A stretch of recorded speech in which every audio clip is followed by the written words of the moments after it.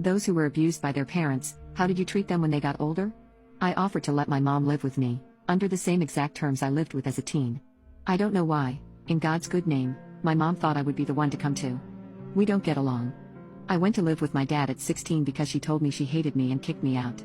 My older brother, the golden child, I know for a fact has a spare bedroom she could sleep in now that she's losing the house.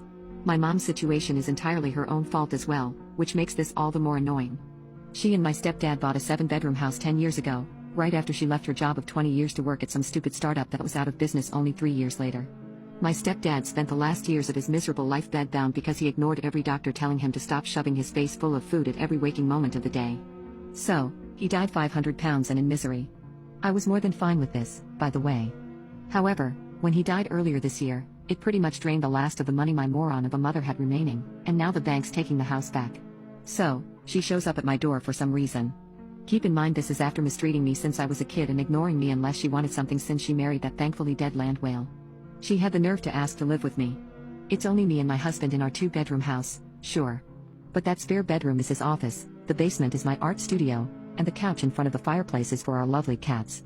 There is no room for the wicked hag anywhere in this house. But, I knew this opportunity would never come again. So I told her she could live with us if, and only if, she decided to follow the house rules. Number 1, all electronics were to be turned off by 6 p.m. If she was caught with any after that, they would be taken away and sold at the next yard sale. Number 2, bedtime was 7:30. If I caught her up, I would take away all of her clothing for the week. Number 3, she may only shower for 5 minutes, once every 3 days. Number 4, all chores must be done the moment she wakes up. If I roll out of bed and they are not, she will not be getting meals for the day. Number 5, she must make sure she is alert at all times. If hubby and I need something done, it is to be done at that moment, or else she will lose her bedding privileges for the night. Number 6, she will be in charge of cooking one meal each day of my choosing. If it is not made to my liking, she will not be allowed to join us and instead will eat the cheapest frozen meal available.